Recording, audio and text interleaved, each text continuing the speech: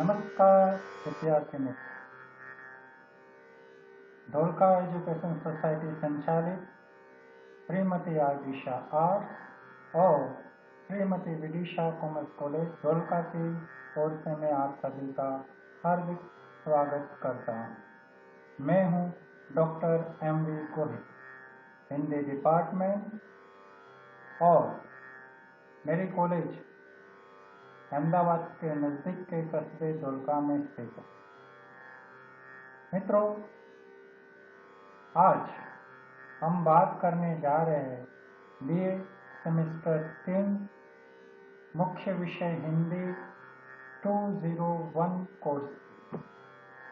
इसमें कविताओं को पढ़ना है आप लोगों को। उसका पहला यूनिट सर्वेश्वर दयाल सक्सेना के ऊपर है। कोर्स में सर्वेश्वर दयाल सक्सेना की 2 कविताएं हैं। उसमें एक कविता भूख और दूसरी कविता अपनी बिटिया के लिए। तो मित्रों, मुझे आज कहते हुए बहुत खुशी हो रही है कि आप लोग एक ऐसे विषय को पढ़ने जा रहे हैं जो आधुनिकता के साथ जुड़ा हुआ है। नई कविता अपने नए कलेवर के साथ प्रस्तुत हुई हिंदी साहित्य। सर्वेश्वर दयाल सक्सेना तीसरे तार सप्तक के कवि माने गए। अज्ञेय जी ने तीसरे तार सप्तक में सर्वेश्वर दयाल सक्सेना जी को स्थान दिया था। उस समय के कवियों में मुख्य बात ये थी कि वो जो भी बात करते थे बिंब के माध्यम से, बिंब यानी इमेज के माध्यम से वो अपने शब्द चित्र को तैयार करते थे, अपनी भावनाओं को प्रस्तुत करते थे। सर्वेश्वर दयाल सक्सेना कैसे कवि है, हिंदी साहित्य में उनका किस प्रकार योगदान रहा है, उसके ऊपर हम थोड़ा सा परिचय प्राप्त करेंगे। आपके सामने सर्वेश्वर दयाल सक्सेना जी का एक फोटो आ रहा है। ये फोटो बहुत ही प्रचलित फोटो है, आप लोगों को बहुत सारी जगह ये उपलब्ध है। उनके परिचय को लेकर हम थोड़ी सी बात कर ले। सर्वेश्वर दयाल सक्सेना जी का जन्म 15 सितंबर 1927 में हुआ था। वे प्रसिद्ध कवि एवं साहित्यकार थे। सर्वेश्वर दयाल सक्सेना तीसरे तार सप्तक के महत्वपूर्ण कवियों में से एक थे। कविता के अतिरिक्त उन्होंने कहानी, नाटक और बाल साहित्य भी रचा। उनकी रचनाओं का अनेक भाषाओं में अनुवाद भी हुआ। आकाशवाणी में सहायक निर्माता, दिनमान के उपसंपादक,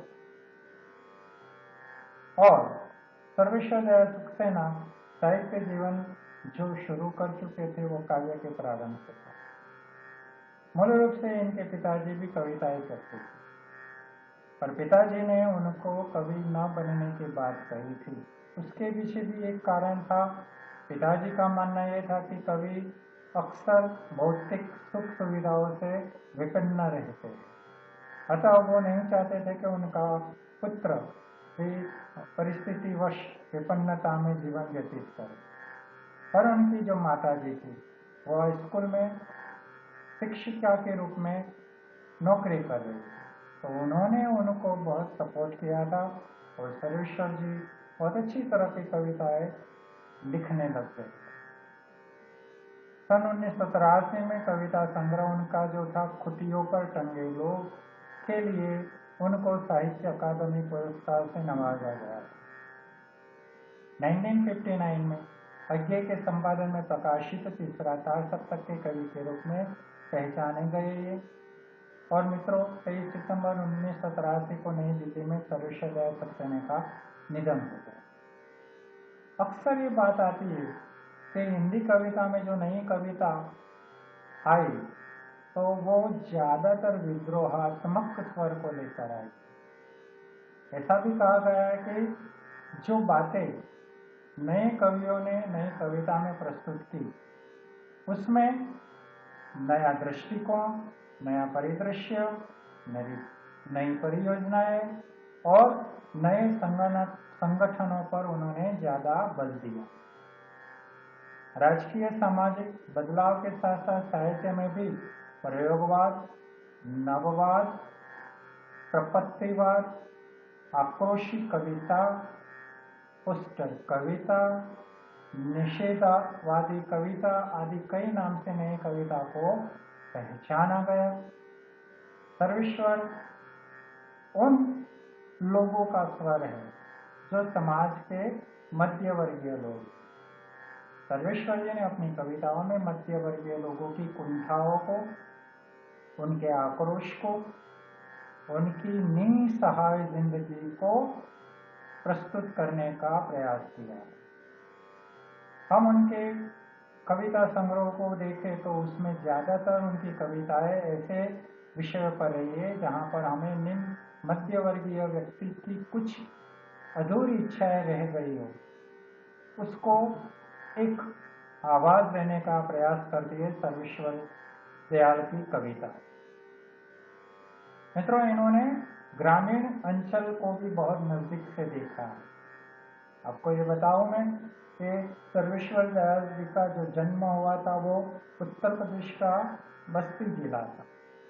कहा ऐसा जाता है कि उत्तर प्रदेश का यह बस्ती जिला बहुत ही अभावग्रस्त प्रदेश में गिना जाता था। वहां पर बहुत सारी ऐसी बातें देखने को मिलती जो पूरी नहीं हो पाती थी। तो अभावता की जिंदगी में ही ये बड़े हुए हैं। परिणाम स्वरूप उनकी कविता में वास्तविकता हमें बहुत दिखाई देती है। सर्वेश्वर जी की कविता जीवन के नजदीक की कविता है और सर्वेश्वर जी की कविता इसीलिए आम व्यक्ति को पसंद आती है कि उसमें एक आम व्यक्ति की पीड़ा को वो संकृत करती है, उसको वह जागृत करती है। आपके कोर्स में जो कविता है उसमें पहली जो कविता है वो है भूख कविता। भूख कविता को लेकर उन्होंने बहुत सीधे सरल शब्दों में एक पूरा चित्र बनाया है। लेकिन मित्रों, अगर हम इस भूख शब्द का विस्तार करें तो आपको पता चल जाएगा कि भूख मात्र एक ऐसा माध्यम है कि जिसको लेकर व्यक्ति दौड़ता रहता है और वो दौड़ने के पीछे की कारण है कि उसको अपने पेट को तृषा देनी है। और भूख के लिए कार्यरत व्यक्ति हमेशा अति सुंदर दिखता है, ये कहना है सर्वेश्वर दयाल जी का। क्योंकि उन्होंने जो अलग अलग चित्र बताए इस कविता में, उसमें आप लोगों को ये बात देखने को मिलती है। और इसीलिए भूख ही एक ऐसी पीड़ा भी है कि व्यक्ति को वो बहुत श्रमिक भी बनाती है, शोषित भी कर देती है। और इसीलिए मैं आप सब लोग जो काम करते हैं या कार्य करना चाहते हैं वो एक ही अगर हम बात को अगर पकड़ ले तो वो होती है कि पेट के लिए। कई लोग कहावत में नहीं कहते कि ये जो गधा मजदूरी है वो पापी पेट के लिए है।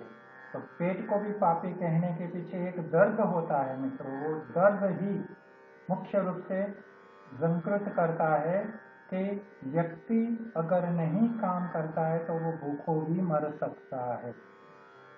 और उसी पर सर्वेश्वर जी की ये कविता आपके सामने मैं प्रस्तुत करने जा रहा हूँ। बहुत सुंदर इसका गठन है। आप एक एक पंक्ति को बड़े ध्यान से, बड़े चाव से सुनेंगे और बड़े प्रेम से इसको आप याद भी रखेंगे। और ये भूख कविता जो आपके सामने प्रस्तुत कर रहा हूँ वो आप स्क्रीन पर देख सकते हैं।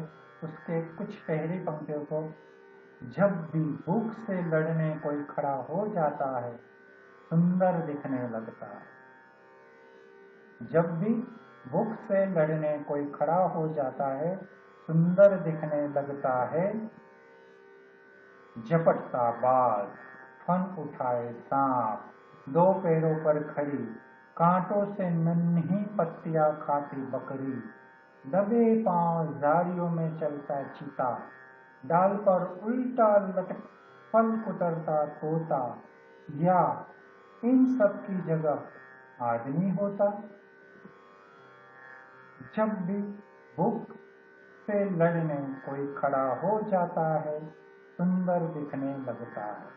मित्रों, बहुत ही खूबसूरत ये कविता है। आप पहली पंक्ति से इसके अर्थ को समझ सकते हैं। आइए मेरे साथ इसके अर्थ को आप प्राप्त करें, पकड़ने का प्रयास करें कि जब भी भूख से लड़ने कोई खड़ा हो जाता है, सुंदर दिखने लगता है। कवि की बात तो देखिए आप मित्रों।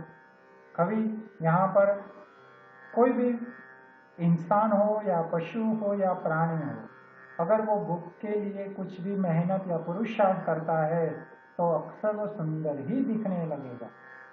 और फिर वो आगे बताते हैं कि जैसे झपटता बाज, आपने मित्रों देखा है कि बाज जो आकाश में घूमता है और उसकी नजर धरती पर होती है, और वो किस चीज को प्राप्त करने के लिए? मात्र अपनी खुराक के लिए। जैसे ही उसको अपनी खुराक मिलेगी, तुरंत वो तीर की माफिक नीचे आएगा और झपट कर अपने उस शिकार को पकड़कर चला जाएगा। आपने अगर उसे ध्यान से देखा है कभी, तो आप देखना वो इतनी तेजी से आता है और तेजी के साथ वो ऊपर भी चला जाता है, तो वो भी सुंदर दिखता है। कवि का कहना ये भी है कि फन उठाए सांप। सांप को आपने देखा है रेंगते हुए जाता है, वो अलग चीज है, लेकिन फन उठाकर खड़ा हुआ सांप वो अक्सर एक बात को लेकर खड़ा है, अपने शिकार को झपटने के लिए। और झपटने के लिए वह खड़ा है, जैसे उसका शिकार उसको दिखाई देता है, वो तुरंत अपने फन ऊपर उठा लेता है और तुरंत अपने शिकार पर आक्रमण करने की तैयारी। तब आप उसके उस रूप को देखिए, उसके नथुने खुली हुई होगी और वो झपटने की पूरी एक ताकत के साथ प्रस्तुत हुआ होगा। इसी प्रकार दो पैरों पर खड़ी, कांटों से नन्ही पत्तियां खाती बकरी, ये अक्सर आपने देखा है ये दृश्य। मैंने भी बहुत बार देखा है। मैं अपने गंतव्य स्थान पर जब जाता हूँ तो घर से निकलता हूँ तो कार में बैठे हुए जब जाता हूँ तो कई जगह रास्ते में बकरियां अपने दोनों पैर उस झाड़ी पर खड़े करके अपने मुंह से धीरे धीरे उन पत्तियों को खाती, और वो पत्तियां ऐसे ही जगह से लेती जो कंटीला पेड़ है। और इसीलिए कवि के ध्यान में भी ये दृश्य होगा, इसीलिए उन्होंने यहाँ लिख दिया है, दो पैरों पर खड़ी, कांटों से नन्ही पत्तियां खाती बकरी। बहुत खूबसूरत लगती है। अक्सर आप देखिए, क्यों? क्योंकि वो पुरुषार्थ करती, वह मेहनत करती है अपने पेट को भरने की, इसीलिए ये सब लोग सुंदर दिखते हैं। इसी प्रकार दबे पांव झाड़ियों में चलता चीता, डाल पर उल्टा लटका लटक फल कुतरता तोता, ये दोनों कि दबे पांव झाड़ियों में चलता चीता आपने देखा है, धीरे से चलता है कि पैरों को इतनी धीरे से वह जमीन पर रखता है कि अगर कोई पत्ता भी आ जाए तो उसकी भी आवाज ना आए, ताकि उसका शिकार उससे दूर न चला जाए। और इसलिए दबे पांव वो चलता है, तब आप उसको देखना बहुत लचीलेपन से वो चलता है, अपने पेट को भरने के लिए, उस शिकार को पकड़ने के लिए। उसी प्रकार डाल पर उल्टा लटका फल कुतरता तोता, अक्सर आपने देखा है बिल्कुल उल्टा हो जाता है वो तोता और फल को धीरे से अपने चमचों से कुतरता रहता है। कितना अद्भुत दृश्य है ये तो। और तब जाकर कवि हमें सीधे ले जाते हैं, या इन सब की जगह आदमी होता। कितनी बड़ी बात यहाँ पर सर्वेश्वर दयाल सक्सेना जी करते हैं कि ये सब लोग जो अपने पेट को भरने का श्रम उठाते हैं, पुरुषार्थ करते हैं, इसीलिए वो इतने सुंदर दिखते हैं। और या इन सब की जगह आदमी होता। आप सोचेंगे मित्रों, इन सब की जगह आदमी होता। आदमियों को भी हम देखते हैं, खास करके श्रमिक वर्ग के लोग, निम्न मध्य वर्ग के लोग, निम्न वर्ग के लोग जो शोषित थे, शोषित जन ऐसे है कि वो अपने पेट को भरने के लिए भरसक प्रयास करते हैं, एक ऐसी जगह जाने के लिए कि वो वहाँ काम प्राप्त कर सके, और काम प्राप्त करने की लालसा में वो लोग पूरे दिन भर श्रम करते रहते। तो इसे श्रम करने वाले जो आदमी है, इंसान है, तो सबसे ज्यादा सुंदर दिखते हैं, प्रभावशाली लगते हैं। और इसीलिए वो कह रहे जब भी भूख से लड़ने कोई खड़ा हो जाता है सुंदर दिखने लगता है। आदमी ही एक ऐसा है कि जो भूख के लिए मेहनत करता है। हाँ, अपवाद रूप में कई जगह हम देखते हैं कि कुछ लोग मेहनत नहीं करते हैं, अपने आप उनको मिलता है। तो ये कहने का भी तात्पर्य शायद कवि का हो सकता है कि ऐसे व्यक्ति, ऐसे आदमी जो आलसीपन में बैठे रहते हैं या उनके पास अपने पूर्वों की जो जायदाद है उस पर अगर खाते हैं तो वो तनिक भी अच्छे नहीं लगते। क्यों? क्योंकि वो आलसीपन से भरे हुए लोग लगते हैं। और इसीलिए कवि उनको पसंद करता है जो श्रम करता है, जो अपने और अपने परिवार के लिए काम करता है। और इसलिए काम करता है कि वो उसको खुद की भूख तो मिटाने लेकिन अपने साथ जुड़े अपने बाल बच्चे, परिवार, अपने लोगों की भी भूख मिटानी है और इसीलिए वह काम करता है। आप देखिए लारी को खींचने वाला किस तरह से जाता है, तो आप देखते हो उसके दोनों कंधों पर इतनी सारी चीजें लेकर जाता है। उसी प्रकार अनाज की बोरियां उचके हुए कई श्रमिक को आप देखते हैं, भले श्रम करते वो थकते हैं लेकिन कितने अच्छे लगते हैं कि श्रम करते हैं तो उनको उस पसीने की मेहनत का मुआवजा भी मिलता है। और वही बात हम इस कविता में देख सकते हैं। इस कविता में कवि ने भूख के माध्यम से समाज के उन लोगों के प्रति अपनी संवेदना जताई है जो अभावग्रस्त जीवन को जी रहे हैं। मैं जो बात कर रहा हूँ वो वही है मित्रों, अभावग्रस्त जीवन की बात। और ऐसे अभावग्रस्त जीवन को जीने वाले लोगों को अपने अधिकारों के लिए जूझने और संघर्ष करने की यह कविता प्रेरणा देती है। कवि के मतानुसार भूख निर्बलता और असहायता के साथ दम तोड़ने का नाम नहीं, अपितु शक्ति को उपार्जन करने का, अपने अधिकारों को बलात् छीनने के परुषत्व का दूसरा नाम है। कवि की दृष्टि में भूख निर्बलता नहीं है, असहायता नहीं है कि दम तोड़ने कर हम जीवन को खत्म कर दें, बल्कि वह तो शक्ति का स्रोत है और अपने अधिकारों को बलात् छीनने के परुषत्व का दूसरा नाम भूख है। परुषत्व तो ऐसे ही कार्यों में दिखता है जिन कार्यों में व्यक्ति काम करता हुआ हमें दिखाई देता है। तो कवि की संवेदनाएं ऐसे अभावग्रस्त जन के प्रति रही है जो अक्सर अपने अधिकारों के लिए जूझने के लिए तैयार रहता है, आमाद रहता है और संघर्ष करने के लिए अब सतत आगे बढ़ता रहता है। यह कविता मित्रों प्रेरणा युक्त कविता है और इस कविता में आप लोगों को मैंने सर्वेश्वर जी के उस मूल भावना को बताने का प्रयास किया है। और सर्वेश्वर जी जीवन के नजदीक के कवि क्यों कहे जाते हैं, आप इससे ही ज्ञात कर सकते हो कि वो जीवन के ऐसे विषयों को प्राप्त करके लिखते हैं जहाँ पर हम लोगों को पता चलता है कि हमारी बात है। तो आज मैं यहाँ तक ये बात रखता हूँ। आगे हम एक नए वीडियो में नई कविता के साथ प्रस्तुत होते हैं। तब तक के लिए जय हिंद, जय भारत। नमस्कार विद्यार्थी मित्रों, आइए हम सर्वेश्वर दयाल जी की दूसरी जो कविता है अपनी बिटिया के लिए उस पर चर्चा कर लेते हैं। आगे की कविता में मैंने आपको बताया भूख को लेकर सर्वेश्वर दयाल सक्सेना जी के जो विचार थे उन विचारों को लेकर मैंने बात की है। तो वो बातें आप लोगों की समझ में आई है कि भूख को भी इतनी अच्छी तरह से प्रस्तुत करना कि भूख लगने से कितना सुहावना वह व्यक्ति भी लगता है।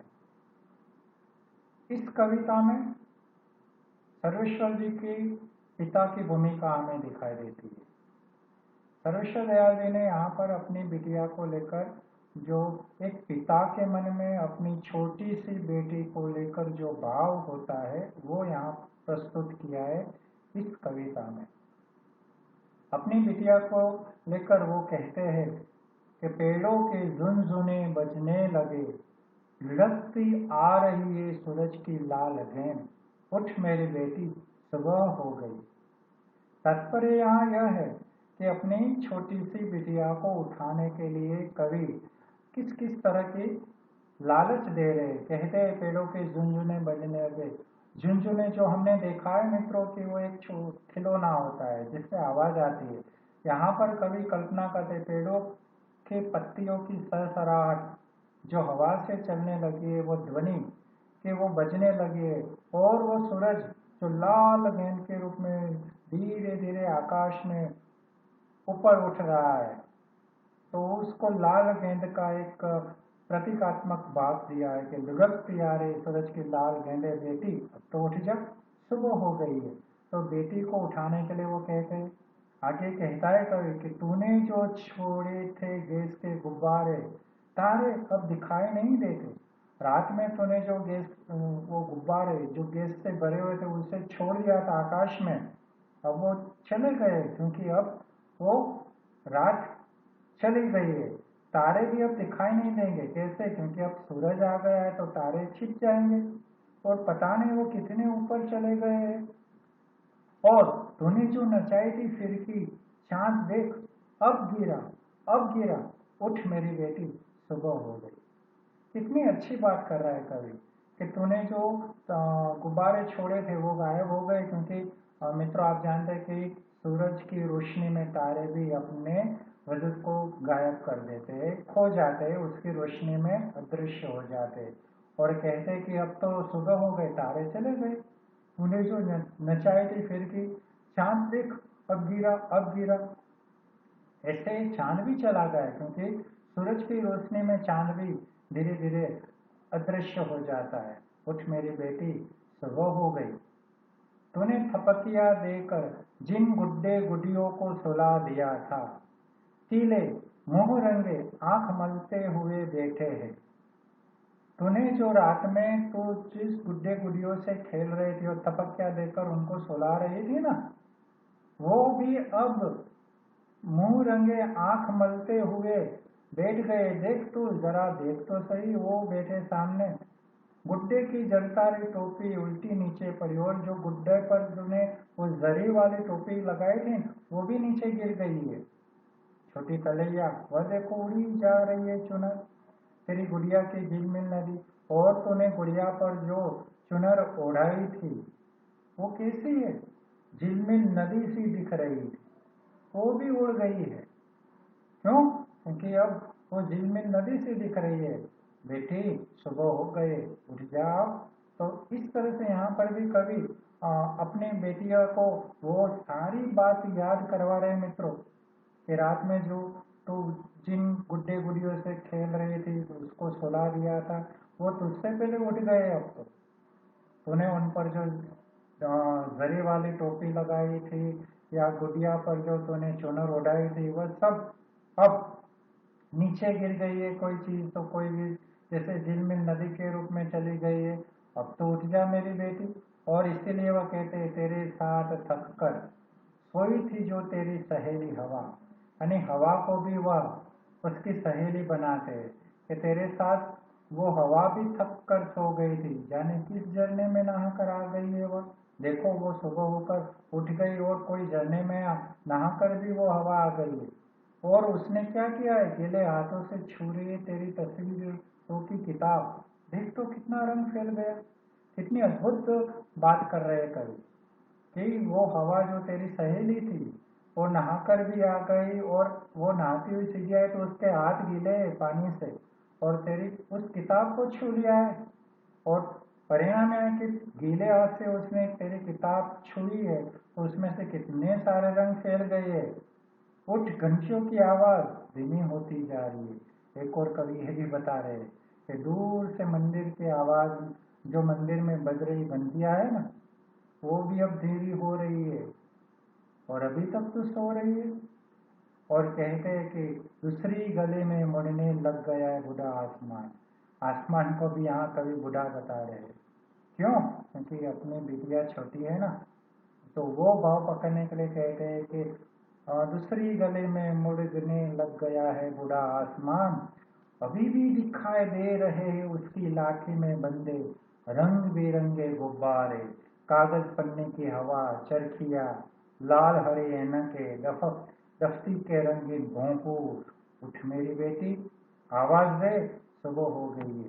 तो कहते बेटी वो बूढ़ा आसमान जो अपने साथ ले गया बहुत सारी चीजें, उसकी लाठी में उसने गुब्बारे रंग बिरंगे लगाए, कागज की पन्ने की हवा की चरखियां आने फर करके उड़ रही है, वो चरखियां लगाई है उसने, लाल हरी ऐनके है, दफ्ती के रंगीन भोंपू है, वो सब लेकर निकल पड़ा है आसमान। यानी हम कल्पना करें मित्रों की वो जो गलियों में घूमने वाला व्यापारी है, जो अपनी लकड़ी में बहुत सारी चीजें बच्चों के खिलौनों को लेकर आता है, उसी की एक कल्पना है कि वो अपनी लाठी में बंधे गुब्बारे, चरखिया, ऐनके वो बच्चों को आकर्षित करती है। वो भी आ गया है और अभी तक तो सो रही है। और इसीलिए अंत में कवि कहता है, उठ देख बंदर बिस्कुट का तेरा डिब्बा लिए छत की मुंडेर पर बैठा है, धूप आ गई, अब तो धूप आ गई है। वो बंदर जो है ना, जो रोज हमारी छत पर आता है, उसने तेरा बिस्कुट का डिब्बा ले लिया है और मुंडेर पर बैठकर खाई जा रहा है, खाए जा रहा है। मेरी बिटिया अब तो उठ जा, तो कितनी देर हो गई, सुबह हो चुकी है। तो यहाँ पर इस कविता में सर्वेश्वर जी अपनी बिटिया को उठाने के लिए किस किस तरह की लालचें दे रहे हैं। उसे उठाने के लिए बड़े प्यार से तकिया दे रहे हैं और धीरे से वो एक एक बात करते हुए बता रहे कि बिटिया देख क्या क्या हो गया है और अभी तक तू सो रही है। मित्रों, इस कविता में एक बाप अपनी बेटी के प्रति अपने प्रेम को जागृत कर रहा है और वही बात यहाँ पर इस कविता में हम देख रहे हैं। मित्रों, इस तरह से हमने यहाँ पर सर्वेश्वर दयाल सक्सेना जी की दो कविताओं का परिचय लिया। पहली है भूख और दूसरी है अपनी बिटिया के लिए। तो इस तरह से हम देखते हैं कि तीसरे तार सप्तक के जो कवि है सर्वेश्वर दयाल जी, एक में हमने व्यक्ति के उस रूप की बात को देखा है, सर्वेश्वर जी का वो सुर जो मध्य वर्गीय निम्न मध्य वर्गीय व्यक्तियों के प्रति उनका जो भाव है, संवेदना है, वो व्यक्त करता है। और ये अपनी बिटिया के लिए कविता उनके व्यक्तिगत भावों को व्यक्त करती है, क्योंकि ये उनके पारिवारिक बात को लेकर आती है। तो मित्रों, आपको यहाँ पर प्रश्न पूछा भी जा सकता है, सर्वेश्वर दयाल जी की कविताओं के भावार्थ को समझाइए, तो दोनों को समझाना पड़े। और व्यक्तिगत रूप में कुछ पूछा है कि भूख के सौंदर्य को व्यक्त कीजिए, तो भूख की ही बात करनी है। और अपनी बिटिया के लिए बात है तो वहां पर यही बात करनी है मित्रों।